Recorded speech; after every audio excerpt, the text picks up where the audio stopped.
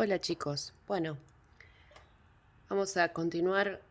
Justamente el tema de hoy es continuidad de una función, así que con este sería el último video donde el protagonista es el límite, ¿sí? El cálculo del límite.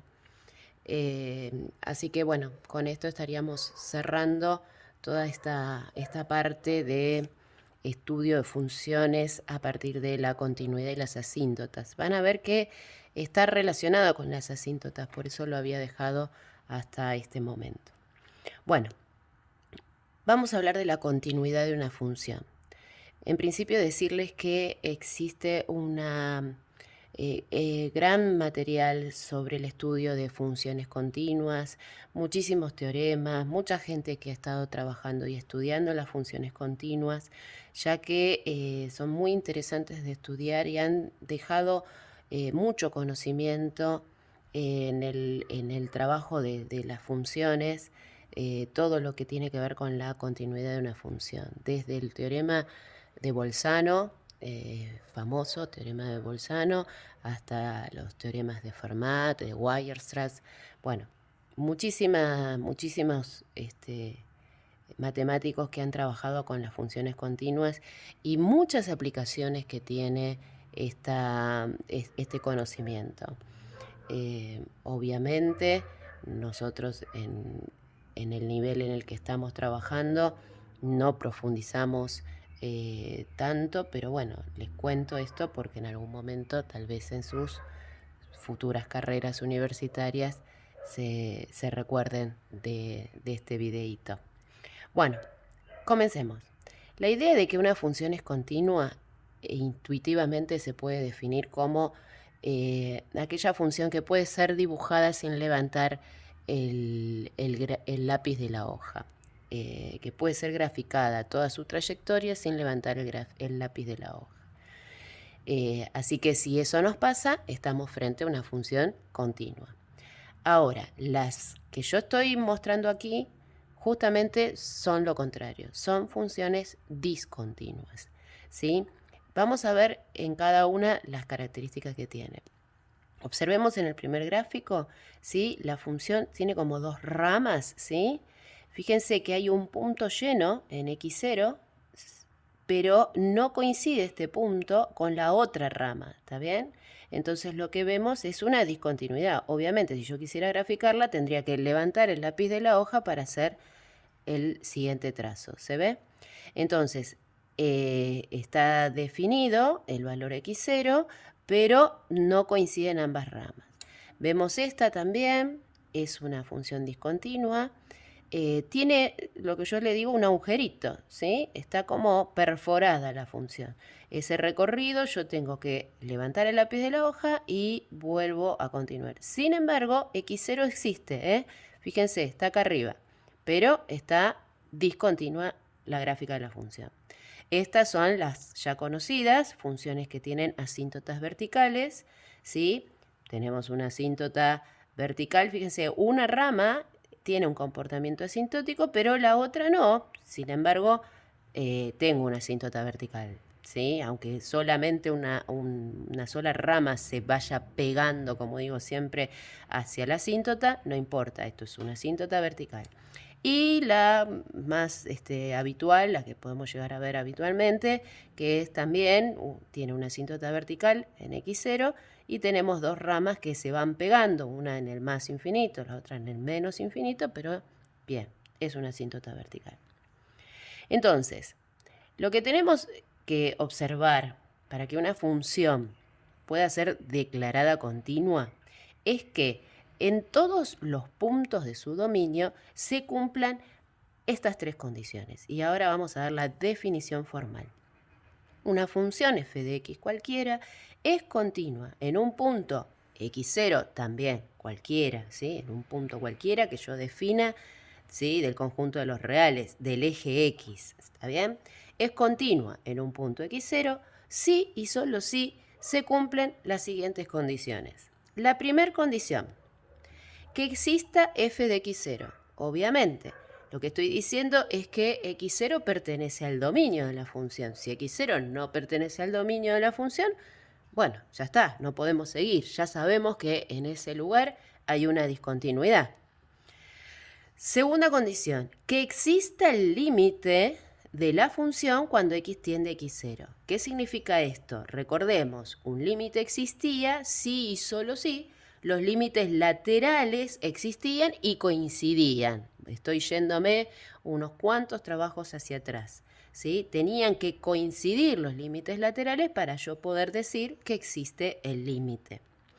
Y luego, el último de los requisitos, que es el requisito, digamos, que en realidad suplanta a los otros dos. ¿Por qué? Porque lo que me dice es que f de x0, la definición de x0, tiene que ser igual al límite de la función cuando x tiende a x0. O sea, este existe.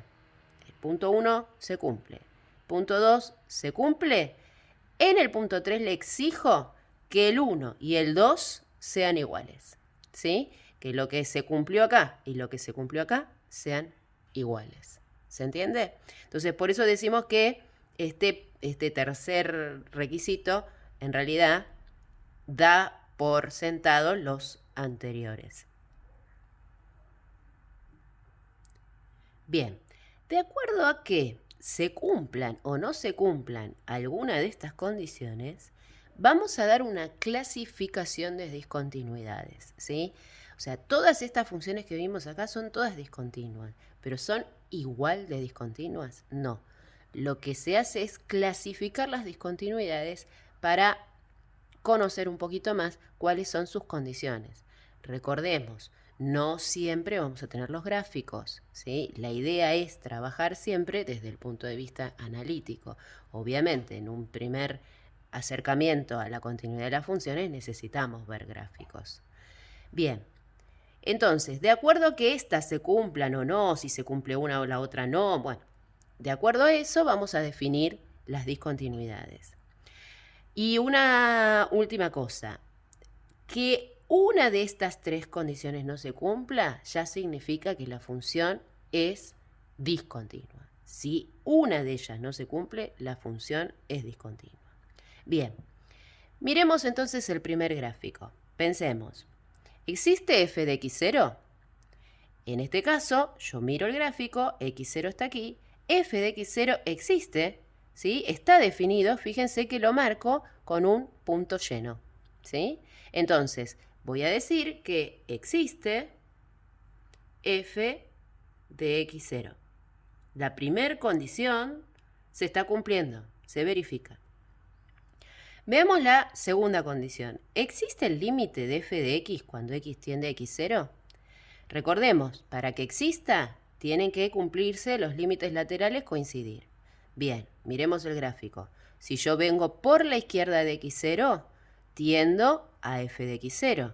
Pero si yo me acerco por la derecha a f de x0, por el caminito de la función, se me va a i1. Por lo tanto, la segunda condición no se cumple porque voy a decir que no existe el límite de f de x cuando x tiende a x0. Esto no se cumple. Por lo tanto, la tercera condición, obviamente, tampoco se va a cumplir, ¿sí? Vamos a decir directamente que esa tercera condición no se cumple, ya que no voy a pedirle que sean iguales porque una de ellas ni siquiera existe.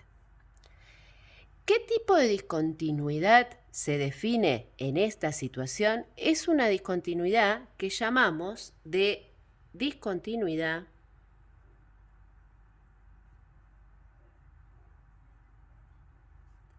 de salto finito.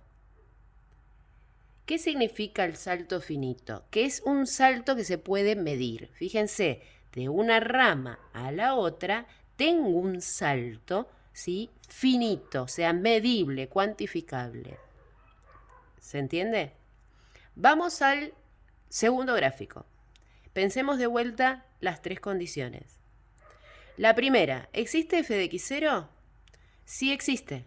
La primera condición se cumple, ya que existe f de x0. ¿Sí? ¿Dónde está? Bueno, está acá. Mírenlo. X0 está aquí y está definido. El punto llenito está acá, flotando. Está solito, flota. Pero no importa, existe, está. La primera condición se cumple. La segunda condición, ¿existe el límite de f de x cuando x tiende a x0?